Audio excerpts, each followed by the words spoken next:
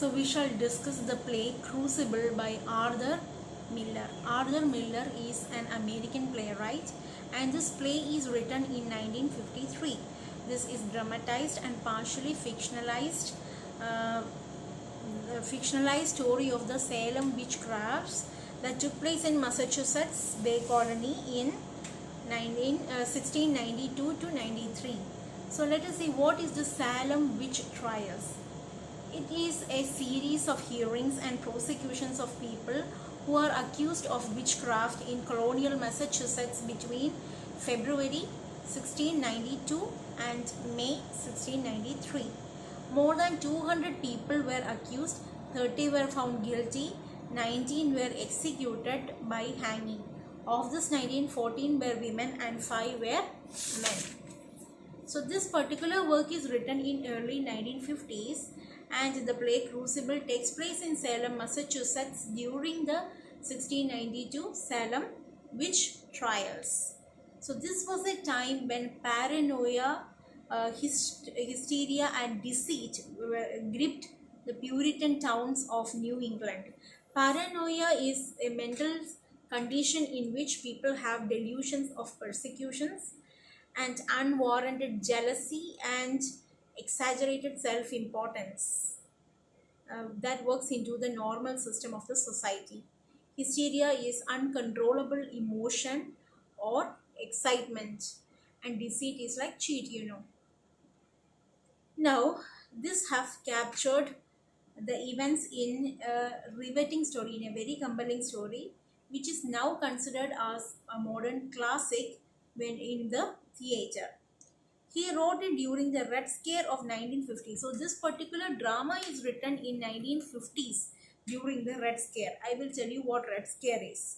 Red Scare is the hysteria over the perceived threat by communists in the communist people, the threat of communists in United States during the Cold War between Soviet Union and the United States, which intensified in late 1940s and 1950s. The communists are referred to as red because of their red Soviet flag. So this has led into a range of actions that has a great effect on US government and society. So the communists in US during 1950s are compared to the accused of the Salem witchcrafts. Okay, understood? The communists of US in 1950s are metaphorically compared to this accused of this Salem witchcrafts. Okay. Now, Crucible has been adapted into a movie. There are actually 4 acts. The plot twist with a complex character. There are so many characters. This is actually a historical fiction. Why is it a historical fiction? Because it is based on history and it is fictionalized. It is not completely true. The characters are not real, they are fictionalized. So let us see the play act wise. So scene 1, we see the scene in set in the home of Reverend Hale, the town spiritual leader, and his daughter 10-year-old Betty is lying down unresponsive. She and some of the local girls had performed some ritual while dancing in the forest. Now, of these girls who were dancing with her, Abigail, the niece, 17-year-old niece, is the wicked one among all these girls. Mr. and Mrs. Putnam, who are the loyal followers of Paris, comes there worrying about their sickly daughter, and they openly stated that witchcraft is like plague in the town, just like plague. It is spreading like a plague. They insist Paris to root out this witchcraft. And they said that those people who despise Paris service of Paris and also who fails to attend the church on a regular basis can be considered as the suspects. The play's tragic hero is John Proctor, who comes to check Betty and he gets uncomfortable when Abigail is there. Actually, this young Abigail used to work in Proctor's home, and he had an affair with her 7 months ago. his wife had found out and had sent out Abigail out of the house. From then, Abigail is trying to scheme to remove Elizabeth, that is Proctor's wife, so that she can take the place of her in Proctor's life. Now, Reverend Hale is a very self-proclaimed detector of witches. And when Reverend Hale comes, John Proctor feels skeptical and he leaves. Now, Reverend Hale confronts Tituba, Paris's enslaved woman from Barbados, who is afraid of who is asked to admit for their admit having been in association with devil. She sees that is the only way. Admitting, lying and saying that she has association with devil is the only way how she can escape execution. So she lies and says that she is in league with devil. And Abigail suddenly behaves bewitched. Every person mentioned by the girl is now going to be in severe danger. Now, Act 2 is set in Proctor's home, where the daily life of John Proctor and Elizabeth Proctor is set. They are just back from seeding from the farmland. They are still coping the tension and frustration of this illicit affair that Proctor had with Abigail. His wife cannot trust him, and he himself cannot forgive himself for doing such a thing. Reverend Hale appears and he says that many women, including sister like very saintly Rebecca Nurse, was also arrested, condemning for witchcraft. Now Hale is suspicious that Proctor's family, they are not going to church, so he is doubtful. Moments later, officials from Salem appears in Proctor's house and they arrest Elizabeth because Abigail had accused her of witchcraft and said she attempted murder by the means of black magic and voodoo dolls. John Proctor promises to free his wife and he feels so bad about the injustice of that particular situation. And in Act 3, John Proctor asked one of the so-called spellbound girls, Mary Warren, who was their servant, and asked her to say that she was just pretending to be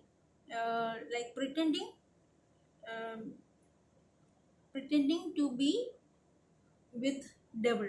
She was just pretending that she was possessed.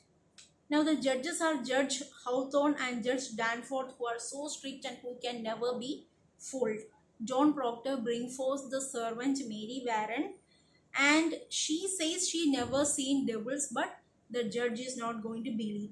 Now Abigail and other girls enter at that time, defying this what Mary Warren said. And John Proctor gets so angry and calls her a whore and reveals that she had affair with Abigail. Abigail denies it and he says that his wife can admit it, but when his wife comes, she wants to save him. So she says the good side of it and she says that John did not have any affair with Abigail. Now this dooms John and he is John Proctor and he is arrested. Now Abigail leads into the girls to a make-believe way of fit of possession, and then the judge judge finds that Mary Warren has some supernatural hold over the girls. Now Mary Warren don't want to be executed, so she says she is also possessed, and then she calls John Proctor as the devil's man. Now John Proctor gets arrested. Act 4, what happens is that 3 months John Proctor is chained and 12 among them are executed. Tituba, Rebecca Nurse, etc. are in jail. They are awaiting hanging. Elizabeth is still imprisoned, but since she is pregnant, she will be hanged only after 1 year. Now Paris is very much distraught because Abigail is Paris's niece. She ran away from home stealing his money. So he realizes that if the well loved, like Proctor and Rebecca Nurse are very much well loved by all the people. If such well loved people are hanged, then what will happen? The people will be very much enraged and they will show extreme violence. He and Halley tries to solicit confession from all these prisoners. But what happens? Rebecca Nurse and others choose not to lie, even at the cost of their life. They do not want to confess that they have done something which they haven't done. Judge Danforth asked Proctor to write a written confession, and if he writes a written confession, he will be saved. He reluctantly agrees in the beginning, but when it is said that his name will be put on the church door, he tears it into pieces. And he says that I have given you my soul, leave my name. And he rips the confession. Judge condemns Proctor to hang him. He and Rebecca Nurse is taken to be hanged. Hale and Paris are so devastated. Now all the people, now these two, John Proctor and Rebecca, were so much loved by everyone. Now this is going to enrage people into violence. They asked Elizabeth to plead him to write the written confession. Now Elizabeth says that he has his goodness now. Now at least he has got a good name. So finally what happens when the curtain closes? There is an eerie sound of the drums that are battling, and the audience understand that soon these two are going to be hanged. Now the analysis of this is that this particular work explores the tension between the repressive forces of social order and individual freedom. When I had studied my PG, I had studied a particular essay which said about ideological state apparatus. There are two types of state apparatus.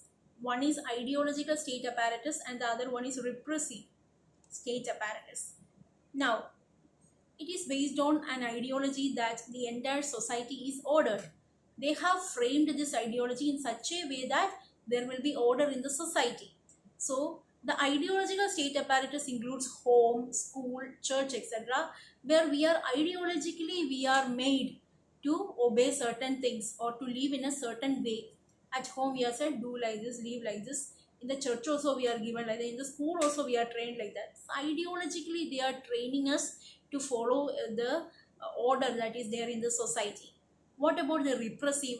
Repressive is like court, order, police, etc., where you are forcefully made to obey the order that is there in the society. So here what we mention is that the tension between this repressive like police, law, order, etc., the tension between these forces of social order and individual freedom. People are lacking individual freedom because of the too much involvement of these repressive forces of social order in their life. So I hope you understood it. Soon I will be sending you the Malayalam explanation also. Okay, after a little time. Okay, take care.